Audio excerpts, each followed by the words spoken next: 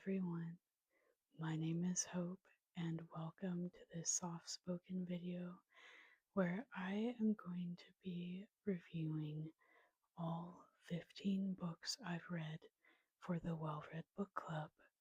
As you can see, I have my t-shirt on here and I also, the thing that my microphone is clipped onto is a bookmark for the Wellread Book Club. Anyway, if you're not aware, there is a wonderful YouTuber, and her channel name is Carolyn Marie Reads. And Carolyn started a book club called the Wellread Book Club in November of 2024. I joined the book club at that time. It is hosted on Fable. It's an app that is free to join. The book club is free to join. And the premise of the book club is that every month we read a book from a different genre to become a well read and well rounded reader instead of only reading our favorite genre, to help expand your horizons as a reader. And so I am going to go through and review all of the books that I've read for the Well Read Book Club, and I will leave links in the description for Carolyn's channel and for her Etsy shop. Carolyn does not know that I'm making this video. She didn't ask me to. None of the links will give me any money at all. I just want to put them in the description in case you are curious, want to watch her videos. And I got this shirt and this bookmark off of Carolyn's Etsy shop, and I just really like her book products. She makes bookmarks, she draws author portraits, she has various book themed t-shirts, and so I'll link that down below. Again, this video isn't sponsored by anyone. I won't make any money if you join the book club or watch any of Carolyn's videos or buy any of her products. I'm just putting it there in case you're curious. And in case you're curious why this video is soft spoken, I like to make my videos soft spoken because I want talking about books to be relaxing and not something that is stressful or divisive. And so I hope you are able to relax while you watch this video, get some good book recommendations, and also decide if maybe you want to join the book club or not. And if you are already part of the book club, hello! I am so happy you found your way to this video. I would love for you to comment below what your favorite books are that we've read in the club and your thoughts about any of the books I talk about today. Now, without any further ado, let's jump right into it. So, the very first book was Howl's Moving Castle by Diana Wynne Jones. We read this in November of 2024. I can't remember now what the genre technically was. This is a middle grade, this is a fantasy, so it may have been one of those genres. But anyway, so Howl's Moving Castle is 429 pages long. It was published in 1986. And in the book club, it had 84 people left a rating for it. And the average rating was 4.1 stars. And I rated this book 4.5 stars. I really enjoyed Howl's Moving Castle. I already talked about this in another video because I loved reading this book so much that for my family's book club, I had us read this together a year later. And so if you want to hear my extended review about this book, I recommend checking that video out. But an abbreviated review of this, in case you've watched the other video, is that there are three sisters. Sophie is the oldest. Because she's the oldest, she believes that she's never going to amount to anything in life. And one day, after a life event happens that I'm not going to spoil, she just sets out and decides, I'm just going to walk and I'm going to see what happens. And she eventually comes upon a moving castle that is supposed to have Howl in it, who is an evil wizard that everyone says he eats young girls' hearts, and she's always been warned to stay away from it, but she's like, you know what? Let's go inside. And it just goes from there. It actually has a fairly complex plot, even being middle grade, and I loved the characters in this book. Calcifer is definitely my favorite character. And I was so surprised by how funny this book is. This book is so incredibly funny. Anyway, even if you usually don't read middle grade, I would recommend you test this out. I loved it.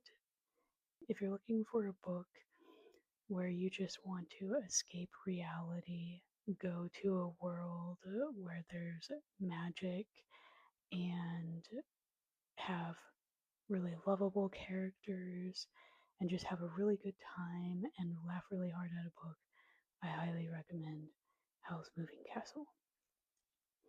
So, next, in December of 2024, we did The Nutcracker by E.T.A. Hoffman.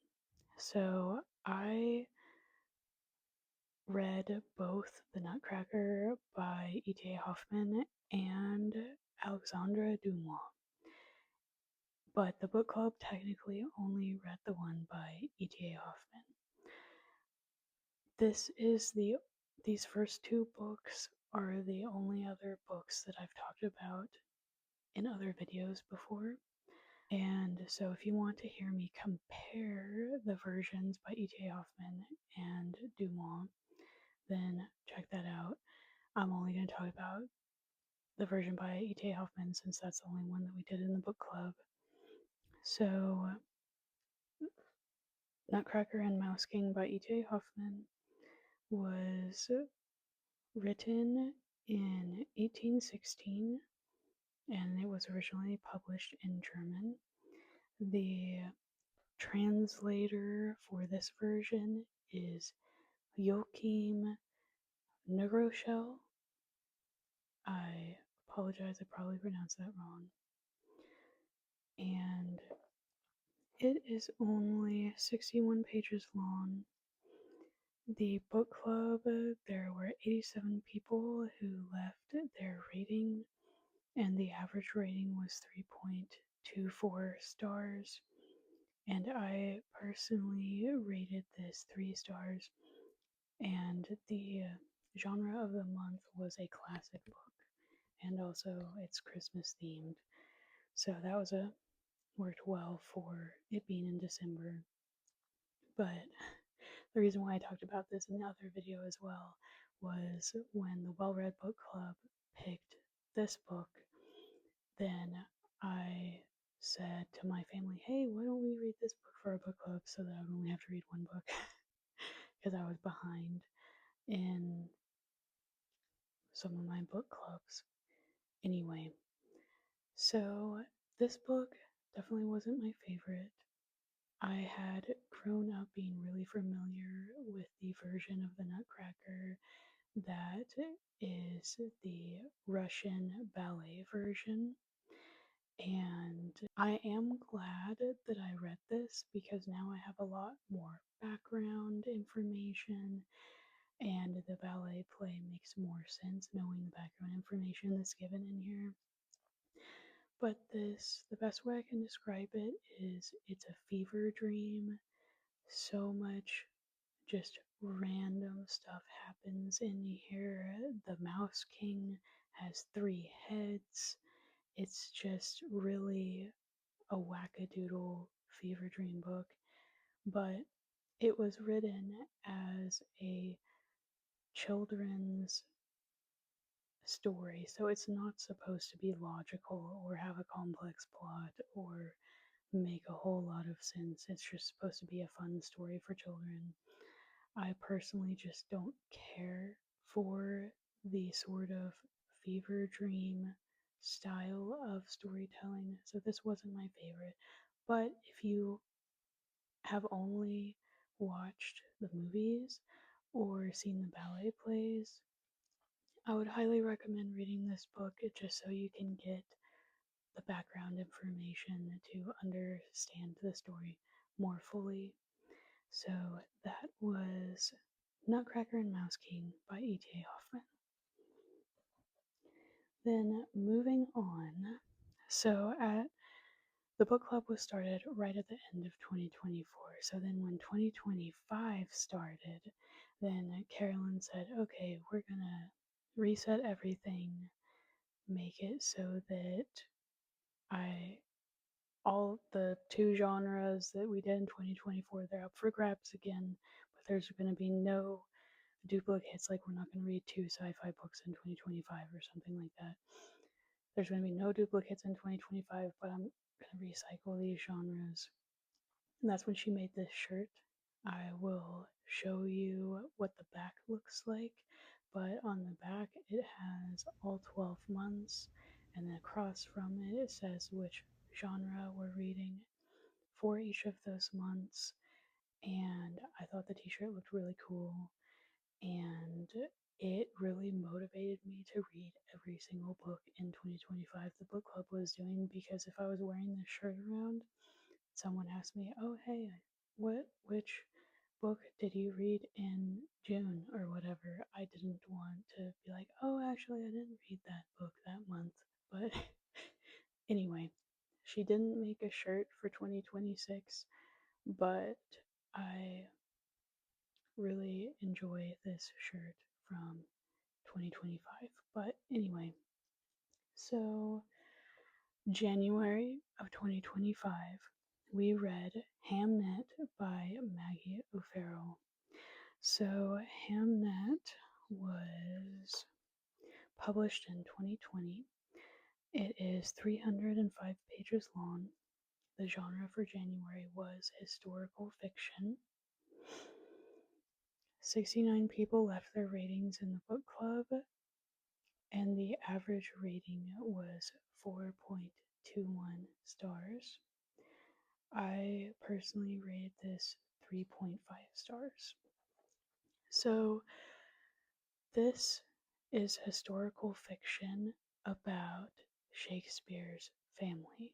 Shakespeare is mentioned in passing in the book, but he's never called by name. He's always Hamnet's dad, or such and so's son, or, the playwright. He's never mentioned by name. The book doesn't focus on him, the book focuses on his wife and his 3 children. And I thought that it was well written. I thought it was beautifully written. The only reason why I didn't rate it higher is that it's an incredibly sad book, and I was just not in the right headspace to enjoy this. I was wanting to read a book to forget about the fact that I was sad and upset about certain things, and then this was a book that was very sad and depressing, and so it just was pretty it just wasn't the right time for me to read this book. But if you are at all interested in Shakespeare, and if you enjoy books that are really beautifully written, really poetic, and kind of flowery writing, and you don't mind it being incredibly sad, then this is the book for you. I think that if I had been in the mood to read a sad book, this would have been a 5-star read for me. I don't think this is a spoiler because it tells you this on a page right before you start the first chapter, but Shakespeare had a son named Hamnet, and he died when he was only 11 years old. And so then around 4 years later, Shakespeare wrote the play Hamlet. And this was very interesting. I enjoyed the kind of behind the scenes look at Shakespeare's life through a fictional lens. And it was very well written. I just wasn't in the mood for a sad book. Anyway, so that is Hamnet by Maggie O'Farrell. Then, technically, for February, it wasn't a real genre. It was kind of just a category, which genre is a category, but you know what I mean. We were picking between 4 Shakespeare plays, which I don't think I mentioned that the way that the book club is set up is that every month Carolyn puts up a poll in the Fable app where we can pick between 4 books, and we vote on which one we want to read, and then whichever book wins, that's what book we read for the following month. And so we were picking between 4 Shakespeare plays for February, and since we had just read Hamnet, the book that won was Hamlet by William Shakespeare.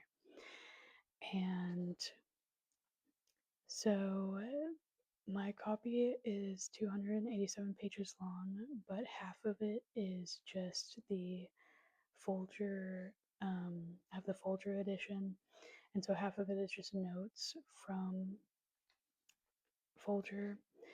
And we think that Hamlet was written between the years 1599 and 1603.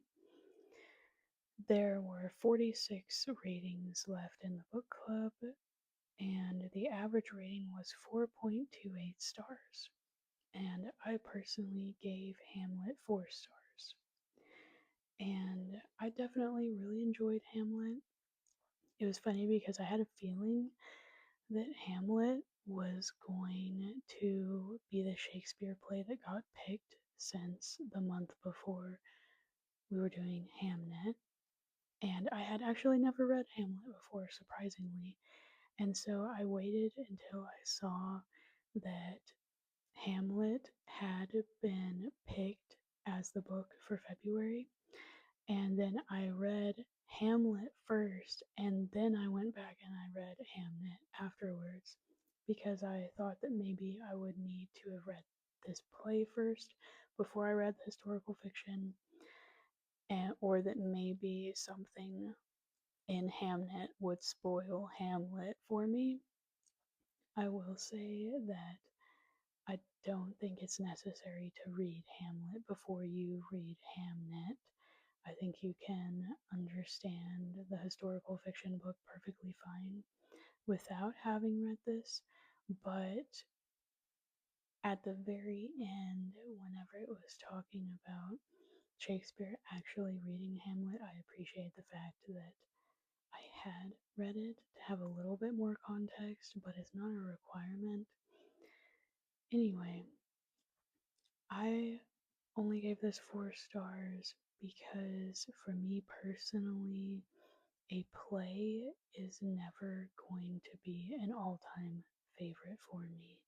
And anything above 4 stars for how I rate things personally, it has to be like an all-time favorite for it to be above 4 stars, and a play is just never going to be that for me because I just prefer novel format.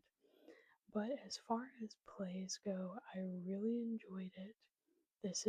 I don't think I really need to tell you what Hamlet is about because it's so well known. but it is a tragedy. But honestly, I mean, Hamnet made me cry like a baby, but Hamlet, I didn't cry, even though it's a tragedy, and I actually laughed a lot. I love Shakespeare's insults that he puts in his books so much. They are one of my favorite things. And anyway, that's most of what I tabbed is just hilarious ways to insult people according to Shakespeare. Anyway, so that was Hamlet. Then from March of 2025, the book we read was Flowers for Algernon by Daniel Keyes. And Flowers for Algernon is 238 pages long. It was published in 1966. This was the most highly reviewed book in the book club. The most people left reviews for this book than any of the other books.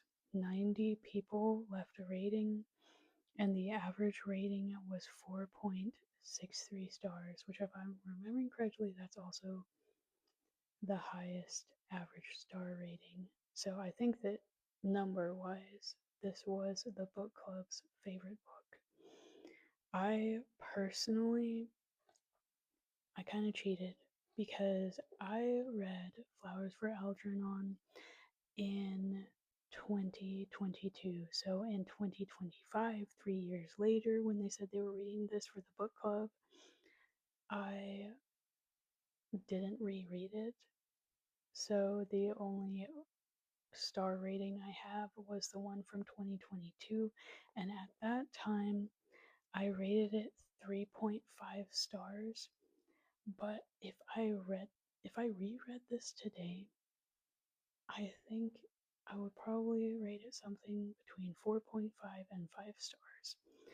What happened the first time I read through this is that I had just gotten back into really enjoying reading books not that long beforehand, and I knew going into it that this was supposed to be a sad book, but so many people had recommended it to me. I wanted to go ahead and give it a shot, even though I usually am not a huge fan of reading sad books.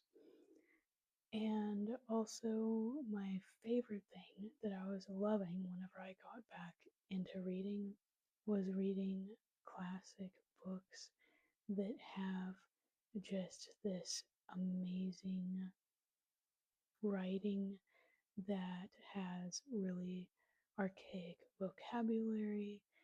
And if you've read it before, you know that it is written in journal format of the main character, Charlie, and he has an intellectual disability. And for a lot of the book, there are really blatant spelling mistakes and grammar mistakes, and it fluctuates throughout the book how it's written, but I wasn't enjoying the prose and I wasn't enjoying that it was a sad book. But since then, on looking back at it, I actually think that this is a spectacular book because it really demonstrates the stigma there is against people who have intellectual disabilities and demonstrates how they have just as much of a right to be alive and be a human being, and that they should be treated with just as much dignity as everyone else. And that is such a beautiful message that I want everyone to know and believe. And so I appreciate this book so much more now that I have gotten older and have read more books and just have more knowledge about the world in general. And this is actually an incredibly well written book, the way that the writing style fluctuates throughout the book and has such beautiful messages. I'll read you what the back says because I don't want to spoil anything. Charlie Gordon, IQ 68, is a floor sweeper and the gentle butt of everyone's jokes, until an experiment in the enhancement of human intelligence turns him into a genius. But then Algernon, the mouse whose triumphal experimental transformation preceded his, fades and dies, and Charlie has to face the possibility that his salvation was only temporary. So, another thing that is really cool about this book is that it really explores how what your level of intelligence affects your relationships with other people. And it was really interesting.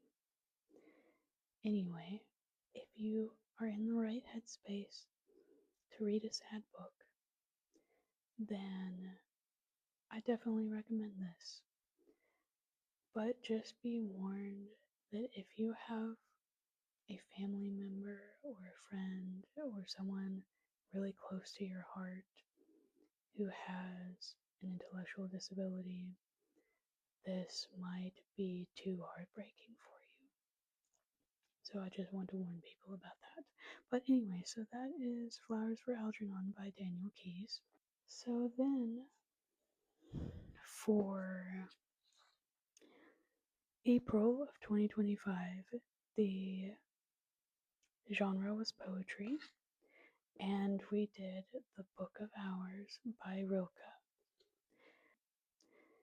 It was first published in 1905 in German because Rilke was German. And the specific copy I have is translated into English by Anita Barrows and Joanna Macy.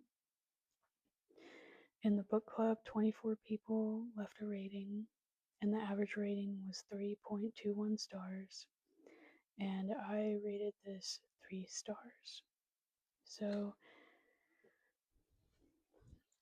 I'm not the most capable person to talk about this poetry because I'm just not a huge fan of poetry in general, and I've read very little poetry. But you know what? I gave it a shot because I wanted to give every genre a chance, and I liked 6 of the poems in this book and did not like any of the other poems. But as far as I know, if you like poetry and you like poetry that has nature descriptions involved and has things about religion and God in them, then from everything I've heard, people who like poetry really like this. I just personally, poetry is not my thing. Let me see. Maybe I can read you one of the poems I tapped in here. Let's see. How surely gravity's law, strong as an ocean current, takes hold of even the smallest thing and pulls it toward the heart of the world. Each thing, each stone, blossom, child is held in place. Only we, in our arrogance, push out beyond what we each belong to for some empty freedom. If we surrendered to Earth's intelligence, we could rise up rooted like trees. Instead, we entangle ourselves in knots of our own making and struggle, lonely and confused. So, like children, we begin again to learn from the things, because they are in God's heart. They have never left Him. Anyway, my copy of this has the German text on one side and the English text on the other side, which, even though I can't speak or read German, I thought it was cool to look at. And anyway, so if you are interested in poetry, that is Rilke, the Book of Hours. Rilke's Book of Hours. Alright, so then in May of 2025, I cheated again because it was another book that I had read previously. And that is Mansfield Park by Jane Austen. The genre for the month was a classic book. And Mansfield Park was the third published work of Jane Austen. It was published in 1814. It is 507 pages long. That is the longest book that has been read in the Wellread book club, if I'm not mistaken. Almost every book has been less than 300 pages, and or if it's over 300 pages, it's been like 310 pages or something. So this is definitely the longest book that has been read for the book club. If I'm remembering correctly, 31 people left their rating in the book club, and the average rating was 3.56 stars. But I rated this 5 stars. So I actually made a whole video where I ranked all of Jane Austen's works. So I'm going to try to talk about this briefly. And if you want to hear a more extended version of my thoughts and what I think about Jane Austen's other works, I encourage you to go watch that video. But I will try to be brief. But this is the only book written by Jane Austen that is a coming of age story. So I just really enjoy getting to see the character from a young age. Also, I really enjoyed the protagonist, Fanny Price, how she was a quiet, strong character who stuck to her morals no matter how much peer pressure was applied to her. It's the least romantic book out of all of Jane Austen's works, but maybe that's why I like it so much, because I'm just not usually super into reading romance, even though I love Jane Austen's books.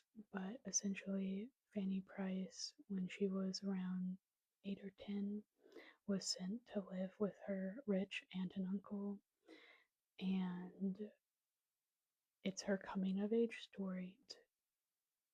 I love it. I totally understand why some people don't enjoy it, but I absolutely love it. And I would encourage you to give it a try.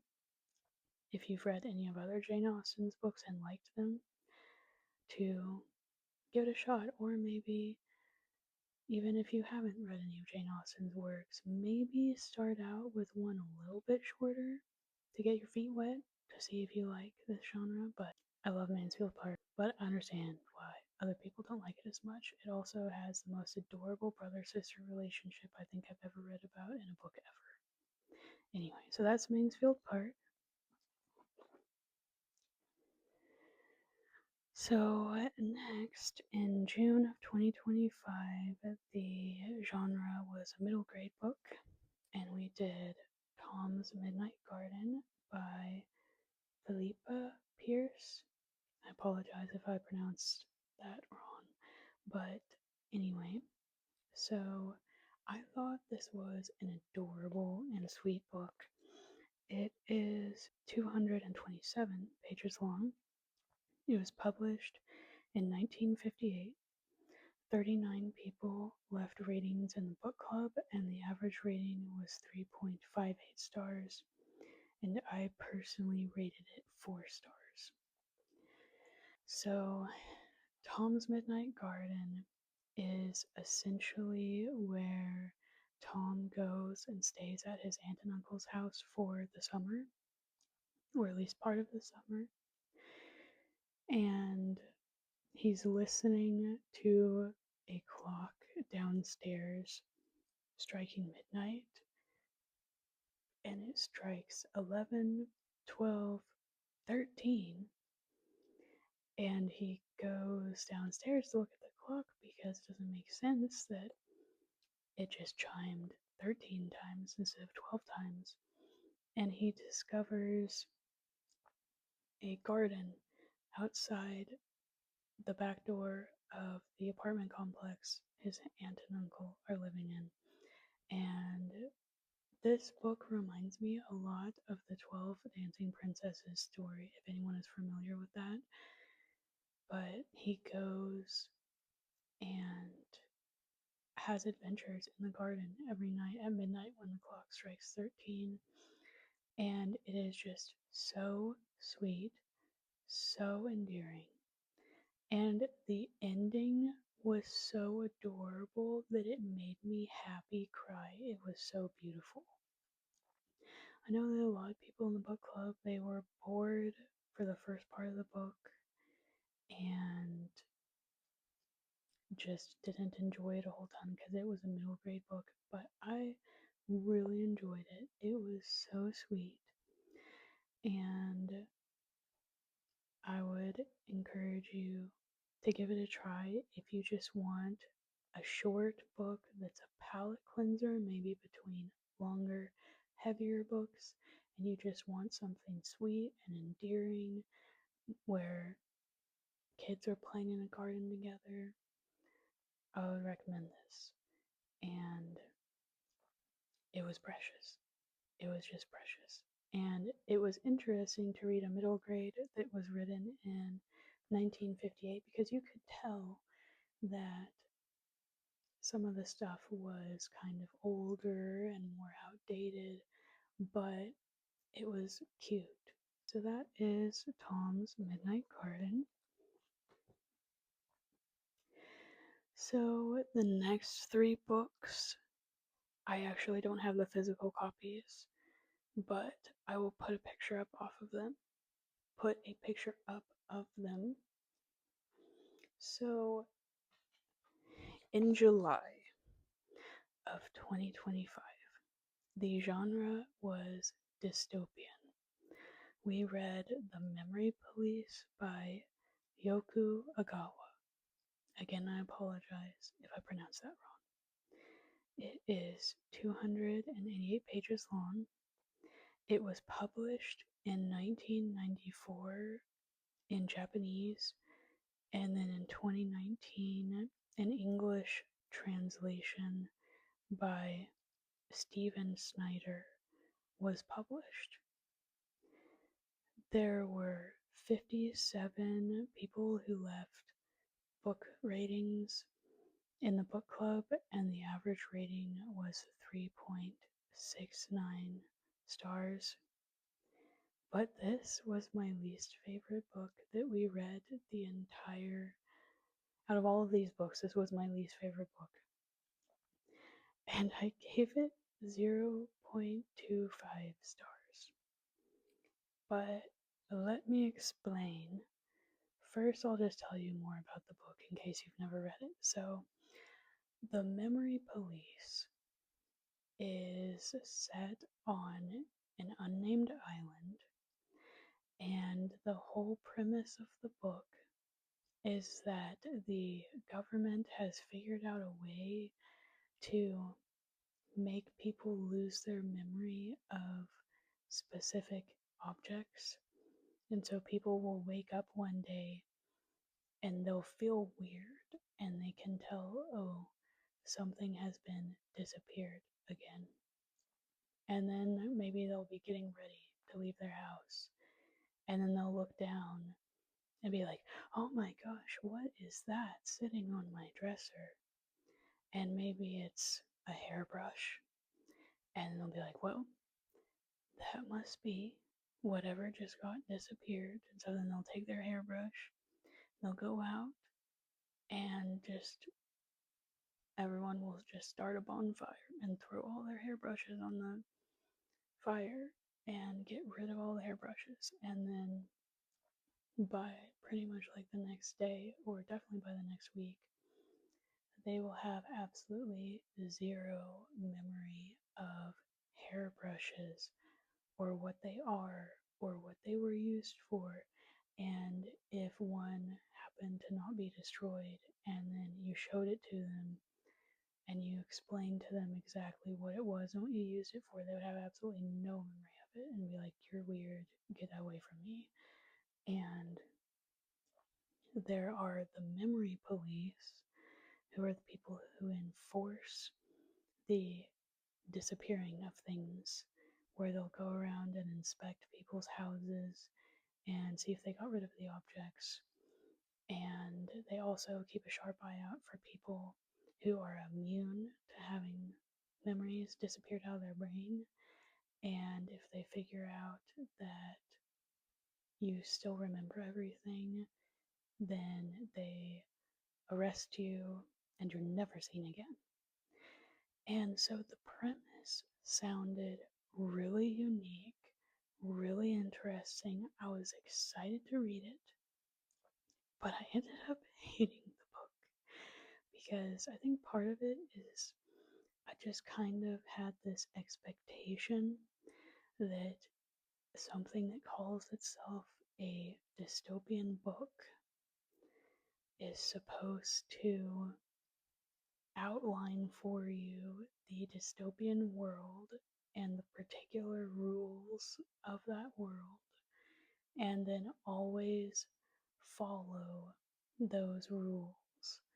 Like in the Hunger Games, they have the reaping to decide who's going to be in the Hunger Games. But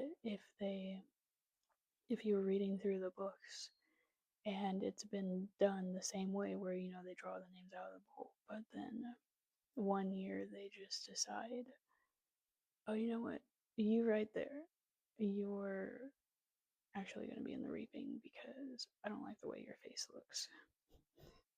And then they let them do that. You would just be like, what is happening? You're breaking the rules of the thing. So, and I can't really give an example without spoiling anything, and I don't want to spoil anything in case you haven't seen it. Or, excuse me, in case you haven't read it. I was thinking about the Hunger Game movies just then. Anyway, so the author would set up a rule of this is what happens when something has disappeared. But then the author would break that rule and it would make no sense to me and it would make me mad. I think on retrospect, what may have been happening is the author may have been trying to do magical realism a little bit in the book, but it wasn't coming across as magical realism because you were already set in a dystopian world where everything was already so different.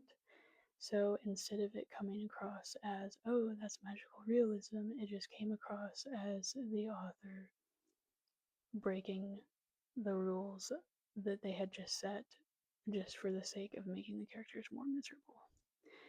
And also, I just felt like in this book that it was so repetitive and pretty much nothing happened because it would be, oh, I wake up, something's disappeared. Oh, that thing has disappeared. Okay, let's get rid of that thing that's disappeared. Oh, I'm sad about that thing that disappeared. Oh, I'm scared. Are the memory police going to come and arrest me or someone that I love? And it would just repeat. And it seemed like that was pretty much all that was happening in the book. There was also a romance storyline that was a married man cheating on his wife, which I never enjoy reading books that try to portray someone cheating on their spouse as romantic. I'm sorry, I just am never going to enjoy reading that or find it romantic. And also, going back to the example of the Hunger Games, we knew that the Hunger Games were being held every year to remind all the districts that the capital was in control, and this is your punishment for rebelling against us. So, this is why you need to never rebel against us again and just submit to our dominance. But in the memory police, the government was slowly disappearing people's memories of things. But it was the motivation for why the government was doing that, or what the government was accomplishing by doing that, was never discussed at all. And it made no sense to me why the government would think that it was productive to make its citizens like forget what a hairbrush was, or forget what a piece of candy was, or forget what a bird was, or all of these different things. Like, what are you accomplishing? I mean, it would have made sense to me if the author was had made all these random things disappear and then at the end kind of pulled the curtain back and had some evil scientists that were like, ha ha ha, we've perfected our craft of getting people to forget things, so now we will make our enemies like kind of a world domination thing of, oh yeah, so now we are going to go infect all of these other countries with our technology that makes you forget things, and we will make them forget what guns are and bullets and knives and all of this stuff so that they will be defenseless whenever we come in and take over the world. You know, like that would have made it make sense. Or if there was something said about, oh, we're ruining your lives like this because you really made us mad whenever your island did this or whatever, or refused to do this. Or if there was just some kind of explanation, because it the entire concept just didn't make sense of, okay, like what is the government accomplishing? And also, it was never even attempted to explain any kind of way that the government was achieving everyone just like magically, poof, that memory is gone like that. Nothing at all. So, just so many things didn't make sense or didn't seem to have a purpose. And also, the main character in the Memory Police, they are a writer and an author. And there would be so many passages in there that was part of the story they were writing. And I didn't really like how many excerpts from what the character was supposedly writing were in there. They were always kind of like morbid and disturbing. And I get that the author was probably trying to demonstrate the psychology of the main character by what they were motivated to write, but it just didn't work for me. And the ending was just trying to go for what's the most shocking way I can end the book, and it was another example of how the author was breaking the rules that they set for the world. And I hated the ending, actually. It it didn't work for me. Anyway, I know some people really enjoy this. I'm not discouraging you from reading this book. I just personally disliked it so much that I sold my physical copy of the book to a used bookstore as soon as I finished it, because every time I looked over and saw it on my bookshelf, it made me mad. But if that concept of the book sounds interesting to you, and go ahead and give it a shot. Read it for yourself, see what you think about it. It just personally was a no go for me. So that is The Memory Place. So next, the reason why I don't have a physical copy of this book is I listened to the audiobook of it. So then in August, we had the genre of literary fiction, and the book we read was The Summer Book by Tove Jansson. I'm sorry, I know I said that wrong. I was trying to remember how to pronounce it and it did not come out of my mouth.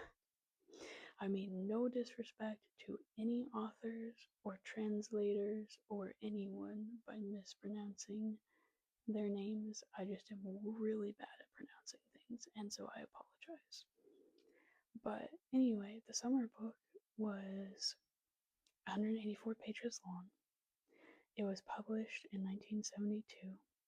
The audiobook version I was listening to was translated by Thomas Teal. I'm not sure if there are any other translation options or not. 41 people left a rating in the book club. The average rating was 3.47 stars.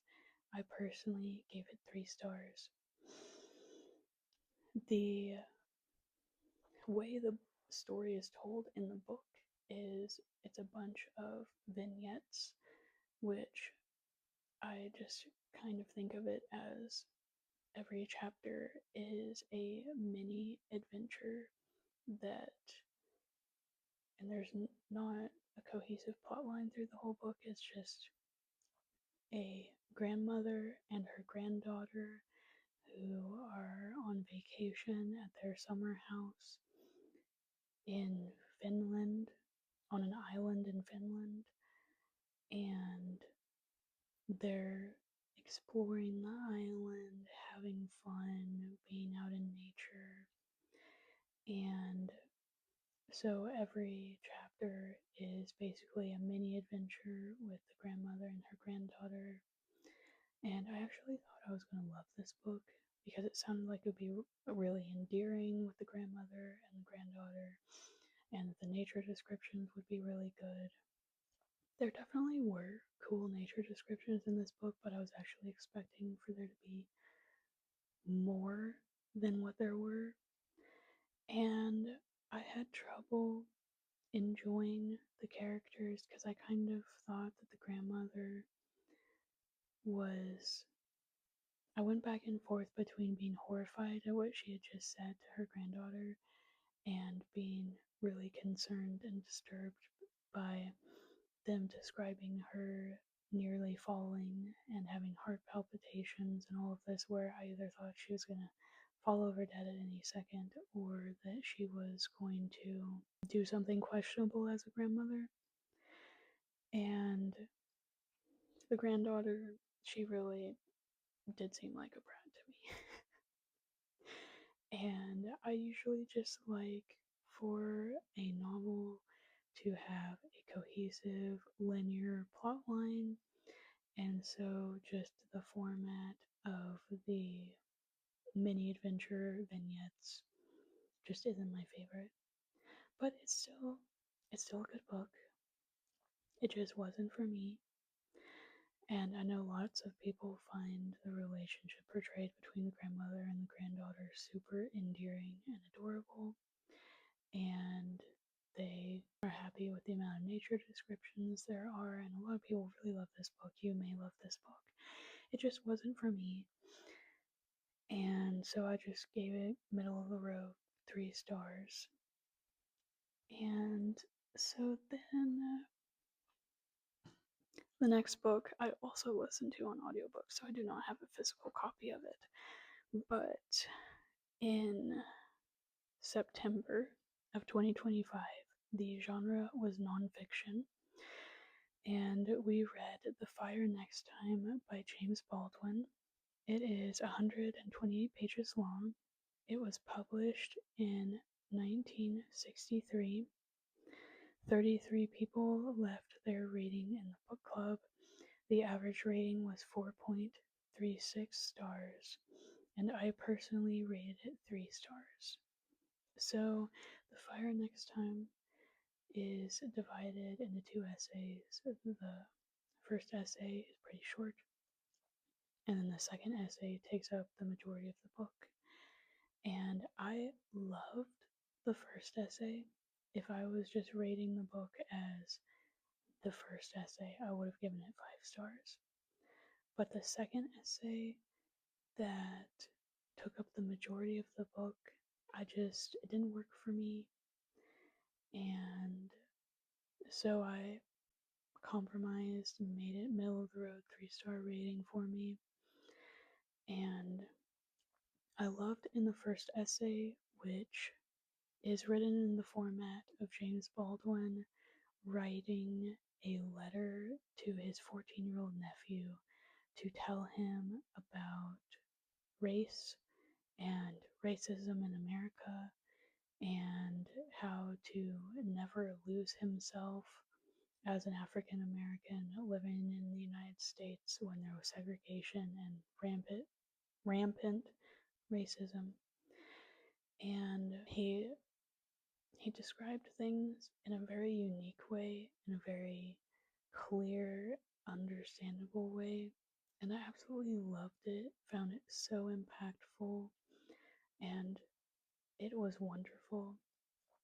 The second essay focuses a lot on religion and James Baldwin's personal experience with the church, the like Christian church that he was involved in failing him, and him kind of going in the direction of becoming a Muslim.